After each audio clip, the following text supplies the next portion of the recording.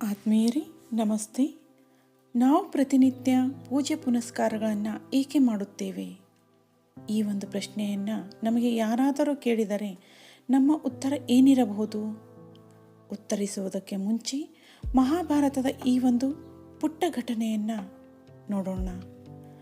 ಪಂಚಪಾಂಡವರು ಅಂದರೆ ಧರ್ಮರಾಯ ಮತ್ತವರ 4 ತಮ್ಮಂದಿರು ಹಾಗೂ ದ್ರೌಪದಿಯವರು ವನವಾಸದಲ್ಲಿದ್ದ ಸಮಯ. ಧರ್ಮರಾಯರು ಎಂದೂ ತಮಗೆ ಬಂದೊದಗಿರುವ ಕಷ್ಟಗಳ ಬಗ್ಗೆ ಕೊರಗಿದವರಲ್ಲ. ಮೌನವಾಗಿಯೇ ಎಲ್ಲವನ್ನ ಸಹಿಸುತ್ತಿದ್ದರು. ಆದರೆ ದ್ರೌಪದಿಯವರಿಗೆ ತಮಗೆ ಬಂದೊದಗಿರುವ ಕಷ್ಟ ಪರಿಸ್ಥಿತಿಯ ಬಗ್ಗೆ ತುಂಬ ಸಿಟ್ಟಿರುತ್ತಿತ್ತು. ಆದರೆ ಧರ್ಮರಾಯರ ಮೇಲಿನ ಗೌರವದಿಂದಾಗಿ ತಮ್ಮ ಸಿಟ್ಟನ್ನು ಅದುಮಿಟ್ಟುಕೊಳ್ಳುತ್ತಿದ್ದರು.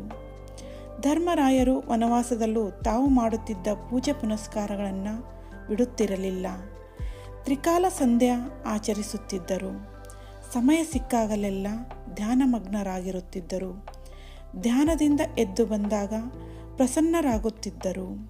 ಒಮ್ಮೆ ಅವರು ಧ್ಯಾನ ಮಾಡಿ ಬಂದ ನಂತರ ದ್ರೌಪದಿಯು ಅವರನ್ನುದ್ದೇಶಿಸಿ, ತಾವು ಪೂಜೆ ಪುನಸ್ಕಾರಗಳಲ್ಲಿ ಯಾವ ಲೋಪವನ್ನೂ ಮಾಡುವುದಿಲ್ಲ. ಸಮಯ ಸಿಕ್ಕಾಗಲೆಲ್ಲ ಧ್ಯಾನಮಗ್ನರಾಗುತ್ತೀರಿ. ನೀವು ಹೀಗೆ ಧ್ಯಾನ ಮಾಡುವಾಗ ನಿಮಗೆ ಭಗವಂತನ ದರ್ಶನ ಖಂಡಿತವಾಗಿಯೂ ಆಗುತ್ತಿರಬಹುದು. ನೀವು ಭಗವಂತನನ್ನು ಏನೂ ಕೇಳಿಕೊಳ್ಳುವುದಿಲ್ಲವೇ? ಈ ವನವಾಸದಲ್ಲಿ ಕಷ್ಟ ಪರಂಪರೆಗಳೇ ನಮ್ಮನ್ನು ಕಾಡುತ್ತಿವೆ. ಅನ್ನ ನೀರುಗಳಿಗೂ ಪರದಾಡುತ್ತೇವೆ. ಕಲ್ಲು ಮುಳ್ಳುಗಳ ಮೇಲೆ ನಡೆದಾಡುತ್ತೇವೆ. ಒರಟು ಕಲ್ಲುಗಳ ಮೇಲೆ ಮಲಗುತ್ತೇವೆ. ನಮ್ಮನ್ನು ಈ ಕಷ್ಟಗಳಿಂದ ಪಾರು ಮಾಡೆಂದು ತಾವು ಭಗವಂತನನ್ನು ಎಂದೂ ಪ್ರಾರ್ಥಿಸುವುದಿಲ್ಲವೇ? ನೀವು ಪ್ರಾಮಾಣಿಕತೆಯಿಂದ ಪ್ರಾರ್ಥಿಸಿದ್ದರೆ ಭಗವಂತ ಎಂದೋ ನಮ್ಮನ್ನು ಈ ಕಷ್ಟಗಳಿಂದ ದೂರ ಮಾಡುತ್ತಿದ್ದ. ಆದರೆ ವಿಚಿತ್ರವೆಂದರೆ ತಾವು ಪ್ರಾರ್ಥನೆ, ಪೂಜೆ, ಜಪ ಮುಂತಾದವುಗಳನ್ನು ಮಾಡಿ ಬಂದ ನಂತರ ಪ್ರಸನ್ನರಾಗಿರುತ್ತೀರಿ.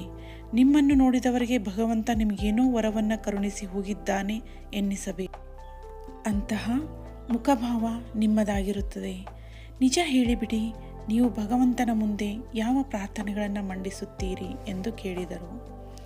ದ್ರೌಪದಿಯವರ ಸುದೀರ್ಘ ಮಾತುಗಳನ್ನು ಧರ್ಮರಾಯರು ತಾಳ್ಮೆಯಿಂದ ಕೇಳಿಸಿಕೊಂಡರು. ಅನಂತರ ದೂರದಲ್ಲಿ ಕಾಣುತ್ತಿದ್ದ ಬೆಟ್ಟವೊಂದನ್ನು ತೋರಿಸಿದರು. ಹಸಿರುಮಯವಾಗಿರುವ ಬೆಟ್ಟವು ನಯನ ಮನೋಹರವಾಗಿತ್ತು. ಧರ್ಮರಾಯರು, ದೇವಿ, ಆ ಬೆಟ್ಟವನ್ನು ನೋಡಿದಾಗ ನಿಮಗೇನೆನ್ನಿಸುತ್ತದೆ ಎಂದು ಕೇಳಿದರು. ದ್ರೌಪದಿಯು, ನಯನ ಮನೋಹರವಾದ ಬೆಟ್ಟವನ್ನು ನೋಡಿದಾಗ ಎಲ್ಲರಿಗೂ ಅನಿಸುವಂತೆ ನನಗೂ ಆನಂದವೆನಿಸುತ್ತದೆ. ಇನ್ನೇನು ಅನಿಸಲು ಸಾಧ್ಯ ಎಂದು ಕೇಳಿದಳು. ಆಗ ಧರ್ಮರಾಯರು, ದೇವಿ, ನಾನು ಪರಮಾತ್ಮನನ್ನು ಕುರಿತು ಪ್ರಾರ್ಥನೆ, ಪೂಜೆ, ಪುನಸ್ಕಾರಗಳನ್ನು ಮಾಡಿದಾಗ, ಅವನ ಧ್ಯಾನ ಮಾಡಿದಾಗ ನನಗೂ ಒಂದು ರೀತಿಯ ಆನಂದಮಯವಾಗುತ್ತದೆ. ಮನಸ್ಸು ತಳಮಳಗಳಿಂದ ದೂರವಾಗುತ್ತದೆ. ಆ ಪ್ರಸನ್ನತೆಯನ್ನು ಪಡೆಯಲು ಪರಮಾತ್ಮನ ಧ್ಯಾನ, ಪೂಜೆ, ಪ್ರಾರ್ಥನೆಗಳನ್ನು ಮಾಡುತ್ತೇನೆಯೇ ಹೊರತು ಅವನೊಂದಿಗೆ ವ್ಯಾಪಾರ ಕುದುರಿಸಲು ಅಲ್ಲ.